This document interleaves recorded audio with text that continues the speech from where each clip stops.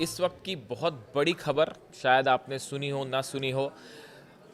Qatar में अल उदैद airbase पर America के B-2 बॉम्बर्स पहुंच चुके हैं। ये खबर कल रात की है और 24 घंटे पहले का ये डेवलपमेंट है और बताया जा रहा है कि यहाँ पे कई B-2 बॉम्बर्स पहुंचे हैं अल उदैद एयरबेस पर। ये अमेरिका का सबसे बड़ा एयरबेस है मिडिल ईस्ट में, कतर में। ये वही अल उदैद एयरबेस है जिस पे ईरान ने मिसाइलें दागी थी। जब पिछली बार B-2 बॉम्बर्स से हमले हुए थे तो ईरान ने इसी अल उदैद एयरबेस पर हमला किया था। अब देखिए, जो अभी खबरें आ रही हैं उसके मुताबिक करीब 24 घंटे पहले, बल्कि बीती रात को बड़ा मूवमेंट हुआ है अल उदैद एयरबेस पर। यहाँ पे B-2 बॉम्बर्स पहुंचे हैं और बड़ी संख्या में पहुंचे हैं। इसके साथ ये भी बताया जा रहा है कि यहाँ पर F-35 जेट्स की संख्या बढ़ा दी गई है। देखिए, अल उदैद एयरबेस वो बेस है कतर में अमेरिका का जहाँ पे 10,000 से ज़्यादा सोल्जर्स, अमेरिकन सोल्जर्स मौजूद होते हैं हमेशा। इसके अलावा वहाँ पे F-35 जेट्स भी होते हैं, लेकिन अब जो खबरें हैं वो F-35 जेट्स की संख्या बढ़ा दी गई है और B-2 बॉम्बर्स वहाँ पहुँच गए हैं, कतर पहुँच गए हैं। अब सवाल ये है जो आपने पूछा कि कतर B-2 बॉम्बर्स क्यों पहुँचे। देखिए, पिछली बार जब हमला किया था अमेरिका ने नतांज पे, फोर्दो पे और इस्फहान पे, तो वो जो B-2 बॉम्बर्स थे वो अमेरिका से फ्लाई किए थे, अमेरिका से उड़े थे। रास्ते में उनकी रिफ्यूलिंग हुई थी, उसके बाद वो ईरान पहुंचे, इस्फहान, फोर्दो पर हमला किया, नतांज पे हमला किया और वापस चले गए। इस तरह की खबर थी। लेकिन देखिए, अभी जो हालात हैं, खासकर वेनेजुएला पर हमले के बाद, हमने पहले भी आपको बताया था, चाइनीज सैटेलाइट्स, रशियन सैटेलाइट्स पूरी तरह से ईरान की मदद के लिए मुस्तैदी से एक एक चीज़ को मॉनिटर कर रही हैं। यानी इस बार शायद ये संभव नहीं हो पाता कि अमेरिका से B-2 बॉम्बर्स फ्लाई करे और ईरान पर आके हमला करे।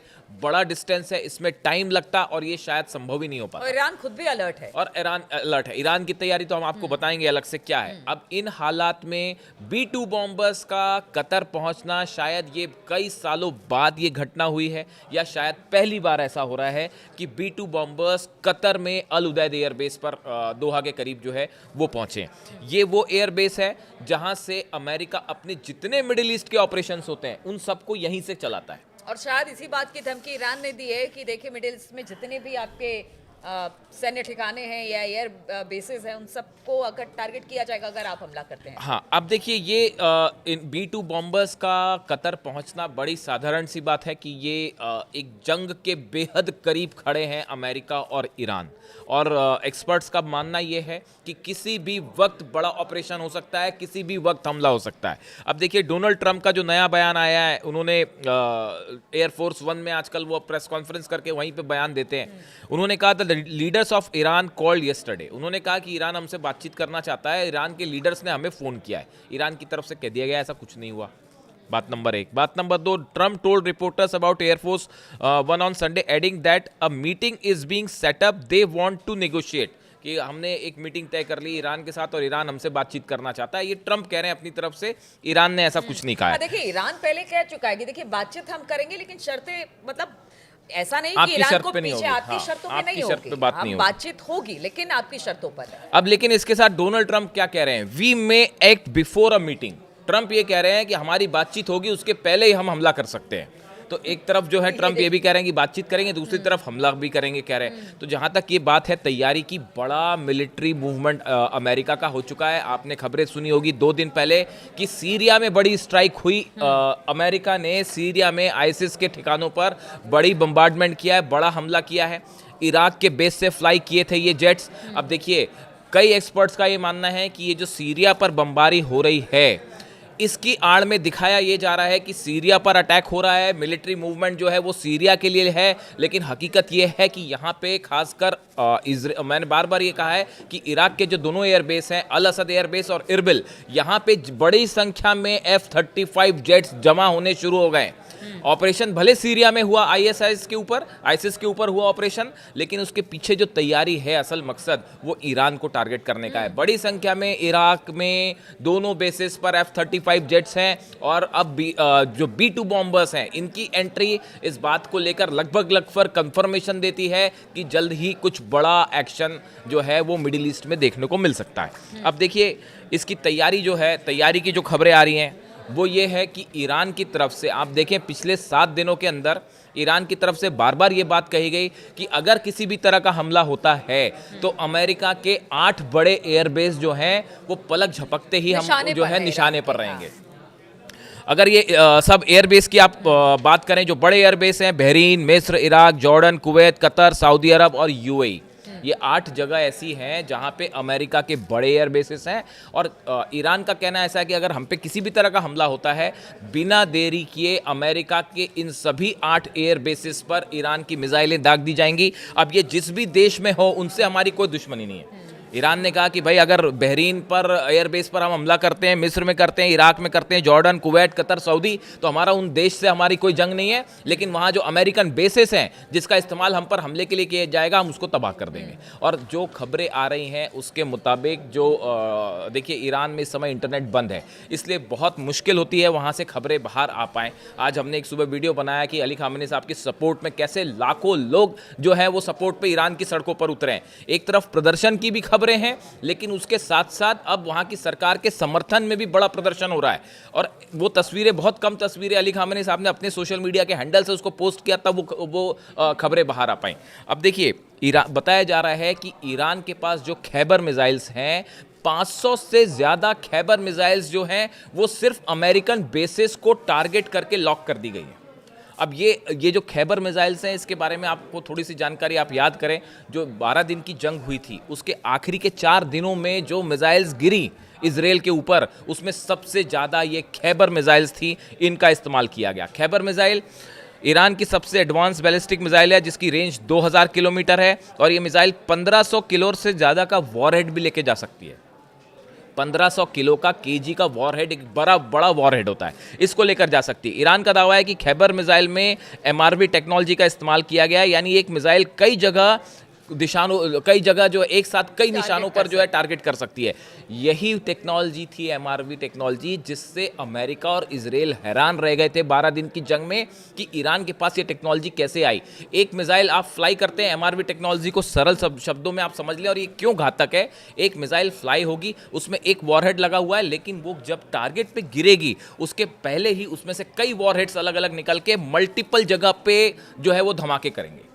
ये वो टेक्नोलॉजी थी जो आपने बिल्डिंगें गिरी दिखी तेल अवीव में, आपने देखी होगी, या हाइफा में जो बड़ी वो खैबर मिसाइल्स थी। ट्रम्प कह रहे हैं कि हमने बातचीत का भी रास्ता खुला रखा है, इधर कहते हैं कि हम हमला भी कर देंगे, तो इस बीच में लग रहा है कि कोई बीच का रास्ता निकलेगा, जिस तरह से ईरान के हालात है और जिस तरह से ट्रम्प का बयान है। अब देखिए, कल जो है वो मार्को रूबियो, जो विदेश मंत्री हैं अमेरिका की, उनकी और नेतन्याहू के बीच में लंबी बात हुई है फोन पर, बीती रात जो है। और बताया ये जाता है, अब इस बातचीत के बारे में अभी कुछ टाइम लगेगा अंदर की बातें निकल के आने में कि एग्जैक्टली क्या इसमें मैगजीन्स कह रही हैं अमेरिका की और इजराइल की। लेकिन जो खबरें हैं वो ये कि इस मीटिंग में एक बड़ा चर्चा इस बात पर हुई है कि ईरान पर अगर हमला करता है अमेरिका, तो उसका नतीजा क्या होगा। इसको भाई आप ये भी तो कैलकुलेट करेगा इजराइल की क्या होगा।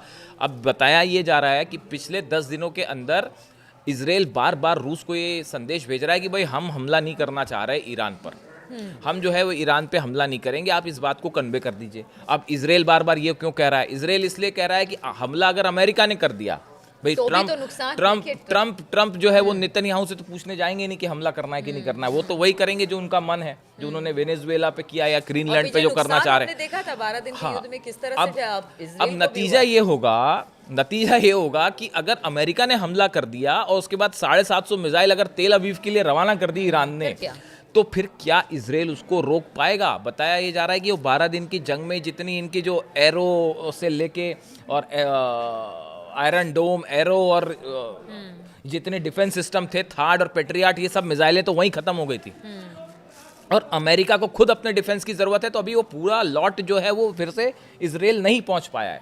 तो ऐसे में जब वो 12 दिन की जंग में इजराइल की खत्म होते होते आखिरी के 4 दिनों में हालत खराब हो गई थी। कुल मिलाकर कहा जाए कि अगर हमला होता है तो फिर मतलब इसके घातक परिणाम, बड़े घातक परिणाम और ज्यादा नुकसान। देखिए, अमेरिका तो दूसरे देश से जंग कर रहा है, बिल्कुल, वो दूसरे देश की जमीन पे जंग कर रहा है। मतलब फ्लाई कहाँ से कर रहे हैं? वो कतर से फ्लाई करेंगे, सऊदी से फ्लाई करेंगे, जॉर्डन से फ्लाई करेंगे, बहरीन से फ्लाई करेंगे। वो तो दूसरे देशों के एयरबेस का इस्तेमाल कर रहा है, उसको सीधा नुकसान तो होगा नहीं अमेरिका को।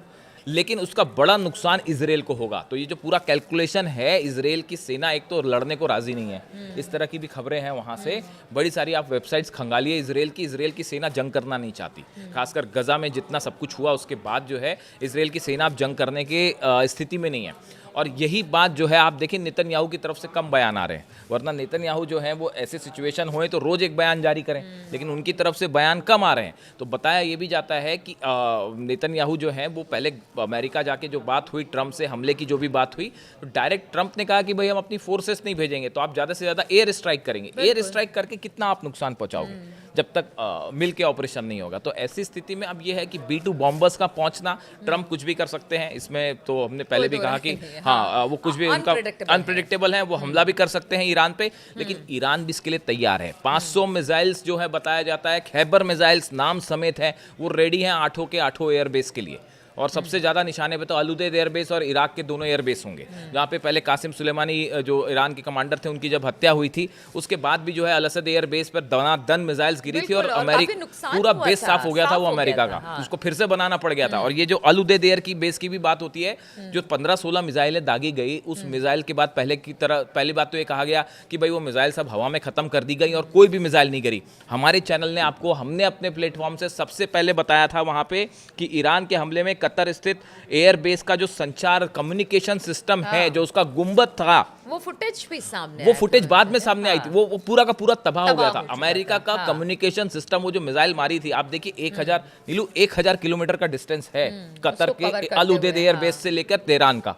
वो 1000 किलोमीटर से ईरान की मिसाइल फ्लाई करती है, बीच में कोई अमेरिकन सिस्टम उसको रोक नहीं पाया, कोई इजराइल का सिस्टम रोक नहीं पाया, कोई कतर दोहा का सिस्टम उसको रोक नहीं पाया। और उसमें से बताया जा रहा है कि 3 से 4 मिसाइल अल-उदैद एयरबेस पर अभी गिरी थी 12 दिन पहले, और उसका पूरा कम्युनिकेशन सिस्टम जिसको जियोडेसिक जो है गुंबद जियोडेसिक सिस्टम कहलाता है, वो पूरा का पूरा साफ हो गया था। उसको बनाने में काफ़ी मशक्कत करनी पड़ी।